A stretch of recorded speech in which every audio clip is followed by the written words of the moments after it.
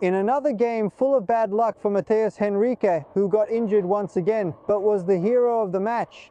Here at Mineirão, Cruzeiro was vastly superior to Chapecoense and secured qualification with a scoreline that doesn't even tell the whole story of the match. Cruzeiro was far superior, with almost 30 shots in today's game, made goalkeeper Anderson work a lot, and secured qualification convincingly. Totally different from what happened in the south of the country last weekend. At home, Cruzeiro made another change in the starting lineup today. João Marcelo came in, Jonathan Jesus got some rest, right?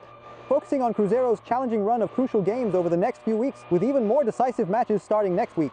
The battle against Flamengo for the Libertadores begins. Arthur Jorge managed to manage the squad's workload a bit today. He started João Marcelo alongside, with Fabricio Bruno in the starting lineup. At right back, Fagner was still out, and Willian started today in the starting lineup. Another good match from Cruzeiro's right back.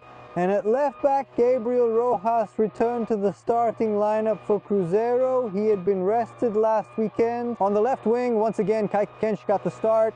Alternating, right? Without Sinisterra, Arthur Jorge has been alternating between the young Felipe Moraes and the young Chapecoense. Today, once again, Chapecoense is starting. Felipe Moraes came on in the second half and did very well. I really like this kid's courage.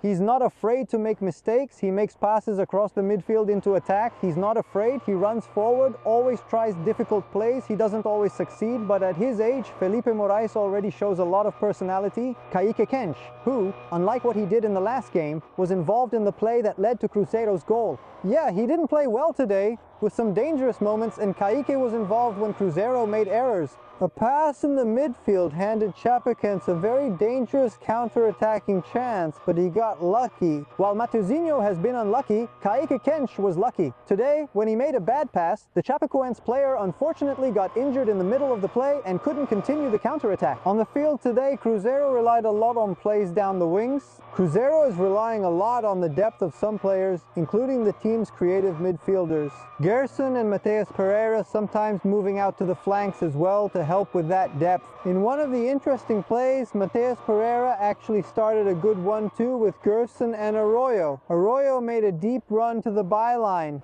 The cross unfortunately didn't find anyone in the box, but it was a good play and really showed what Cruzeiro's game plan was, playing the ball wide and looking for someone in the box. And when Cruzeiro, in a play similar to that one, Arroyo managed to recover the ball on the byline, passed it back for Fabricio Bruno to cross the ball into the box.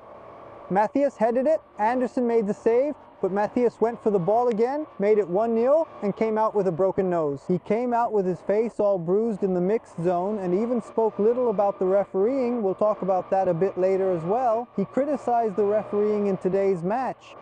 But he scored the goal, left celebrating, bleeding right here at Mineirão, and at that moment, the game became easier for Cruzeiro.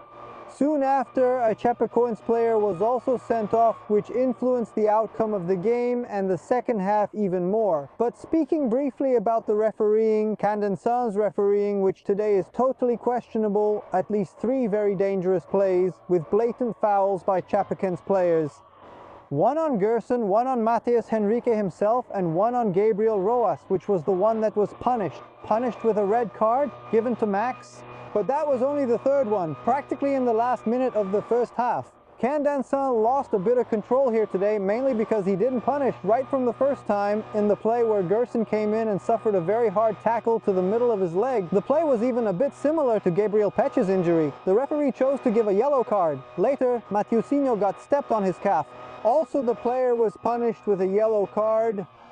In this case, Marcinho, the winger from Chapecoense. And then Max, after a very hard tackle on Gabriel Rojas, ended up being sent off. After that play, the game swung completely in Cruzeiro's favor, because with an advantage, they were already much better in the match. They even scored a goal at the end of the game and had that sending off. But it's very important to highlight this goal from Cruzeiro, because the atmosphere here at Mineirão was already turning tense, seeing the team attacking, and not being able to score. With the goal and also the sending off, Cruzeiro were much more comfortable playing in the second half. In the first half, Chapecoense was attacking with only 4 players. When they attacked, they would already leave 6 players ready to defend and stop Cruzeiro's counter-attack. That worked up to a certain point, but Cruzeiro, as I said, if they didn't have the speed to exploit, used the sides of the field to create their plays and managed to open the scoring. In the second half, Cruzeiro was even more dominant. In 90 minutes, Chapecoense only took 2 shots, none of them on target. Otavio practically had nothing to do here. Meanwhile, Anderson was piling them up. He was racking up saves in goal and kept Chapecoense alive in the game. Meanwhile, Cruzeiro kept piling up chances in attack, and at the very end of the game, Caio Jorge won a penalty here. He took it himself and celebrated a lot too. Caio Jorge may not be in his best form, but he secured the positive result for Cruzeiro here, the qualification. After the game, Arthur Jorge praised Cruzeiro's dominance in this match at Mineirão. And in the mixed zone, Mateuzinho, in response to our question from Lance, said little about the play, about the referee's performance, and he criticized Candançã's performance. He also questioned what it takes for someone to be sent off, since there were 3 very dangerous tackles and only 1 red card. Man, that was something we were talking about in the locker room, because when we have those meetings with the referees, they always talk about players' safety. So you saw the play with Gerso, with Rojas, with me. About Gerso, he said it wasn't strong, so what are we supposed to wait for? For something like what happened with Peck to happen? Do they need to break a shin to send someone off? So we leave that to the management, because anything we say here can also get us in trouble. But in fact, it really needs to be reviewed, because last year it happened to Fagner too. Yeah, and I, against Bahia, had a lung injury.